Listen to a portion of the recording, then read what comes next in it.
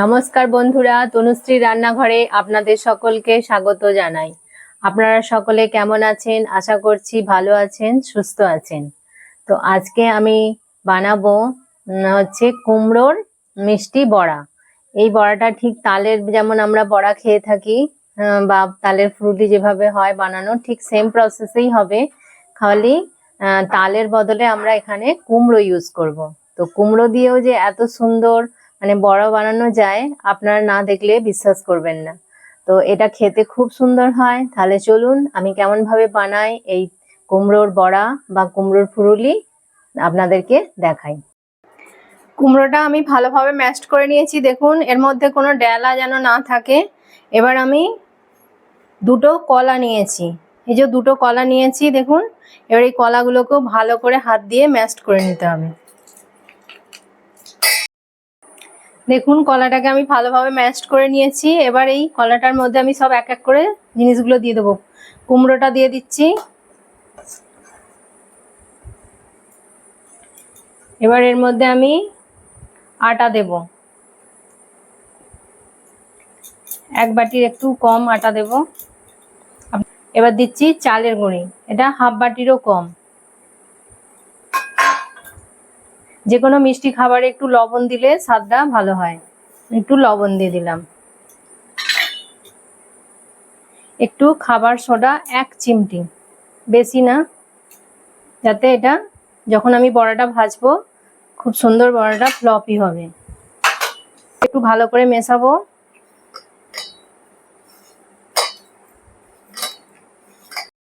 এবার বন্ধুরা আমি এটা দেখুন মেখে নিয়েছি কিছুটা। এবার সুজি দেব আমি এতে। সুজিটা আমি গরম জলে, হাফ কাপ সুজিকে গরম জলে ভিজিয়ে রেখেছিলাম। এইভাবে ভিজিয়ে রাখলে কি হয়, সুজিটা খুব সুন্দর নরম হয়ে যায়, খুব ভালো হয় এটা খেতে। তো আমি এবার সুজিটা পুরোটা দিয়ে দেবো।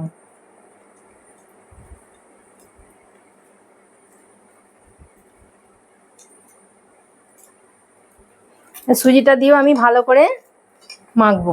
তার সাথে আমি চিনিটা নিয়েছি, চিনিটাও দিয়ে দিচ্ছি।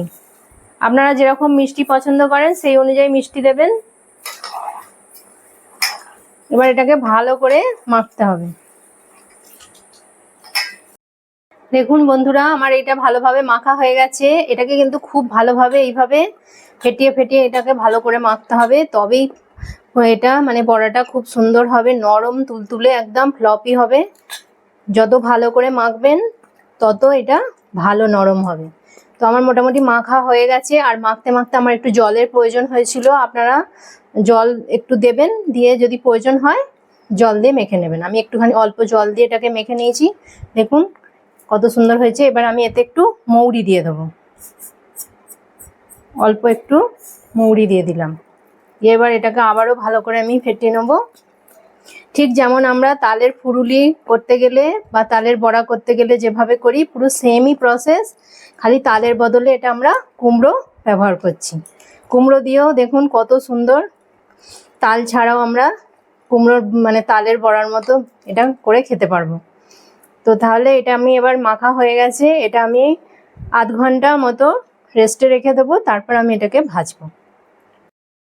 বন্ধুরা দেখুন, আমি আধ ঘন্টা পর ফিরে এসেছি। আমার একদম এটা পুরো সেট হয়ে গেছে, খুব সুন্দর। এবার আমি এটাকে ভাজবো। ভাজার জন্য আমি এবার কড়া বসিয়ে নেবো গ্যাসে। এবার আমি কড়ায় সাদা তেল দিয়ে দেবো। আমি এই ফুরুলিগুলো সাদা তেলে ভাজবো, ডুবো তেলে ভাজতে হবে। বেশি করেই তেল দিলাম। তেলটা আমার ততক্ষণ গরম হোক, তারপর আমি বড়াগুলো এক এক করে ছাড়বো তেলে।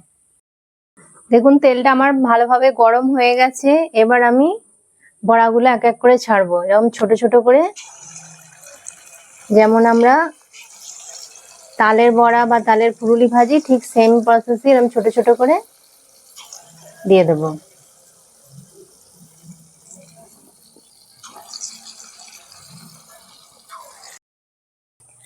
বন্ধুরা দেখুন আমার কতটা সুন্দরভাবে ভালোভাবে ভাজা হচ্ছে। তো আপনারা এই গ্যাসের ফ্লেমটা মিডিয়ামে রেখে ভাজবেন, খুব জোর দেবেন না, তাহলে ওপরটা চুয়ে যাবে, ভেতরটা কাঁচা থেকে যাবে। মিডিয়াম আঁচে দিয়ে এটাকে আস্তে আস্তে ভাজতে হবে। দেখুন কত সুন্দর হয়ে যাচ্ছে ভাজাটা, লাল লাল। দেখে কেউ বুঝতেই পারবে না যেটা কুমড়ো দিয়ে বানানো হয়েছে। অবিকল একদম তালের বড়ার মতো দেখতে লাগছে, খেতেও ঠিক তালের বড়ার মতোই লাগবে এটা। আমার মোটামুটি এটা ভাজা হয়ে এসছে, এবার আমি এটাকে তুলে নেব। এটা আমার দেখুন ভাজা হয়ে গেছে, এরকম লাল লাল করে এটাকে ভেজে নিতে হবে। নিয়ে আমি একটা পাত্রে তুলে রাখছি। বাকিগুলো আমি এইভাবেই ভেজে নেব। দেখুন বন্ধুরা, আমার কুমড়ো সব বড়াগুলো ভাজা হয়ে গেছে। আমি 3-4টে ব্যাচে এগুলোকে ভেজে নিয়েছি। আর কত সুন্দর হয়েছে দেখুন, একদম মানে দেখে কেউ বুঝতেই পারবে না যেটা মানে তালের নয়, মানে কুমড়ো দিয়ে বানানো হয়েছে। পুরো যেমন তালের ফুলুরি বা তালের বড়া আমরা খেয়ে থাকি, যেমন পুরো সেরকম ডিটো দেখতে হয়েছে। আর খেতেও ঠিক একদম অবিকল ডিটো এরকমই হয়েছে। তাহলে দেখলেন বন্ধুরা কত সুন্দর আর কত সহজে কম উপকরণ দিয়ে, মানে ঘরে যেসব উপকরণ থাকে সেই সব দিয়েই আপনারা এইভাবে বানিয়ে ফেলতে পারেন কুমড়োর বড়া বা ফুলুরি। আর খেতে এটা দুর্দান্ত হয়, মানে এত সুন্দর আপনাদেরকে আমি বলে বোঝাতে পারছি না। আপনারা একবার বানিয়ে দেখে আমাকে বলবেন কমেন্ট করে যে দিদিভাই বলেছিল ঠিক কিনা। সত্যি এটা খুব সুন্দর হয় খেতে। আর এটা মানে যখন ধরুন আপনাদের তালের বড়া খেতে ইচ্ছা করবে, সবসময় তো তাল পাওয়া যায় না, তাল একটা সিজন থাকে, সেই সিজনেই শুধু তালটা পাওয়া যায়। তো সেই সিজন ছাড়া আমরা তালের বড়া খেতে পারি না, পাই না। তো এটা এমনই একটা মানে যখন আপনার ইচ্ছে যাবে, কুমড়োটা সারা বছরই অ্যাভেলেবেল থাকে সব সময়।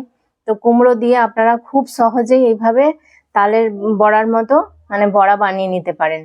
আর খেতে দুর্দান্ত হয়। যদি আপনাকে কেউ বলে না দেয় যে এটা কুমড়ো দিয়ে বানানো হয়েছে, কেউ কিন্তু বুঝতে পারবে না, আমি গ্যারান্টি দিয়ে বলতে পারি।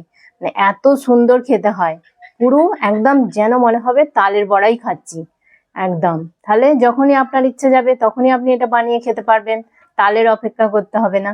তাল ছাড়াই একদম তালের মতো এই বড়াগুলো খেতে হয়, দুর্দান্ত দুর্দান্ত। তো তাহলে আমার এই রেসিপি যদি আপনাদের ভালো লেগে থাকে তাহলে লাইক করবেন, কমেন্ট করবেন, আর তনুশ্রী রান্নাঘর চ্যানেলটিকে সাবস্ক্রাইব করে দেবেন। আর পাশে থাকা বেল আইকনটি প্রেস করে দেবেন, যাতে সহজেই আমার নতুন নতুন এই রান্নার ভিডিও নোটিফিকেশন আপনারা সহজেই পেয়ে যান। আর আপনার বন্ধু বান্ধবদের মধ্যে আমার এই রান্নার রেসিপিটি শেয়ার করে দেবেন। ততক্ষণ আপনারা ভালো থাকবেন, সুস্থ থাকবেন। আপনাদের সাথে দেখা হবে নতুন একটি রান্নার ভিডিওতে। নমস্কার, টাটা, বাই বাই।